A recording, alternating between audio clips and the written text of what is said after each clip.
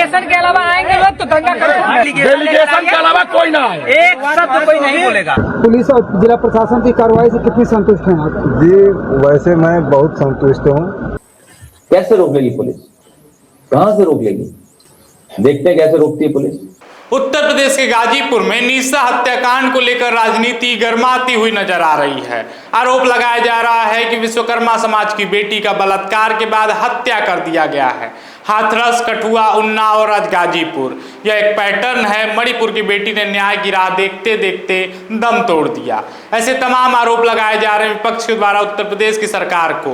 कहा जा रहा है कि आरोपियों को सरकार का संरक्षण प्राप्त है। पीड़ित परिवार दर दर की ठोकरें खा रहा है लेकिन उसको न्याय नहीं मिल रहा है।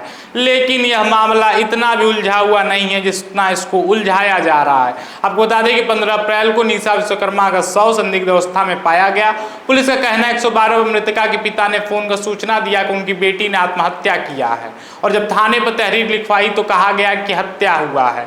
पिता के द्वारा जो शिकायत पत्र दिया गया उसमें कहीं भी बलात्कार जैसे शब्द का प्रयोग नहीं था। बॉडी का पोस्टमार्टम हुआ। पोस्टमार्टम में भी यही बात सामने आई कि postmortem death due to drowning है, यानी कि डूबने की वजह से उस बच्ची की मृत्यु हुई है। मृत्यु के बाद पिता के द्वारा 2 लोगों पर मुकदमा लिखवाया गया। इसके बाद पुलिस ने मुख्य आरोपी गिरफ्तार कर जेल भेज दिया है। फिर उसके बाद यहीं से सियासत शुरू होती है।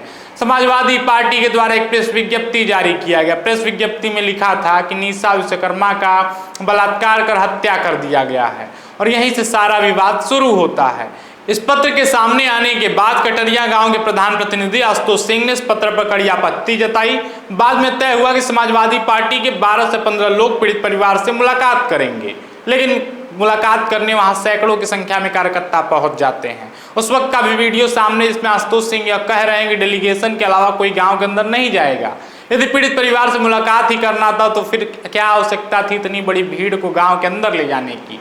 क्या गांव के अंदर माहौल खराब करने का प्रयास किया जा रहा था? दंगा कराया जाना था?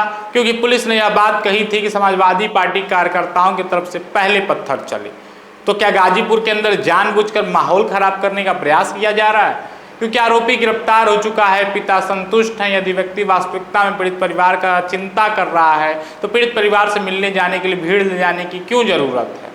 और मामले को जानने से पहले आप लोग किस आधार पर यह बात कह रहे हैं कि बलात्कार हुआ है? मृतका के पिता के द्वारा अभी तक इस शब्द का प्रयोग नहीं किया गया। तो फिर यह सवाल उठता है कि समाजवादी पार्टी को यह कैसे पता चला कि बलात्कार हुआ है? राहुल गांधी को यह कैसे पता चला कि बलात्कार हुआ? और प्रियंका गांधी वाड्रा को यह कैसे पता चला कि बलात्कार हुआ है? इन लोगों ने विधिवत एक्स पर ट्वीट करते हुए कहा, गाजीपुर में एक लड़की के साथ बलात्कार कर हत्या कर दिया गया। यूपी पुलिस ने, गाजीपुर पुलिस ने तुरंत उस पर जवाब दिया, भ्रामक खबरें न फैलाएं, ऐसी कोई घटना नहीं हुई है।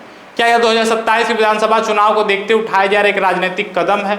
यदि ऐसा है तो यह घोर निंदनीय है। और दूसरी बात, यदि अखिलेश यादव परिवार से मिलने जा रहे हैं तो इसमें कोई आपत्ति की बात नहीं होनी चाहिए। वह एक जनप्रतिनिधि हैं और वह अपने जनता से बिल्कुल मिल सकते हैं, लेकिन पहले मामला जानना जरूरी है। किसी बात की घोषणा करने से पहले आप मिले। यदि पीड़ित परिवार के साथ गलत हुआ है, पीड़ित के पिता यह आरोप लगाएं तो फिर हम सभी उस परिवार के साथ खड़े रहेंगे। लेकिन क्योंकि पिता के द्वारा बलात्कार जैसी बात नहीं सामने आई है तो किस आधार पर आरोप लगाया जाए? क्योंकि पोस्टमार्टम रिपोर्ट में भी यह बात सामने नहीं आई है। और अंत में यही कहूँगा, यदि पीड़ित परिवार के द्वारा यह बात कही जाती है तो निश्चित तौर पर एक टीम गठित कर इस मामले की जांच की जानी चाहिए और जो भी आरोपी हो बख्शा नहीं जाना चाहिए। आपको यह भी बता दें कि बीते दिन मुख्यमंत्री योगी आदित्यनाथ के निर्देश पर कैबिनेट मंत्री ओम प्रकाश राजभर पीड़ित परिवार से मिलने पहुंचे। उन्होंने परिवार की राय जानी और यह पूछा कि आप लोग संतुष्ट हैं या नहीं।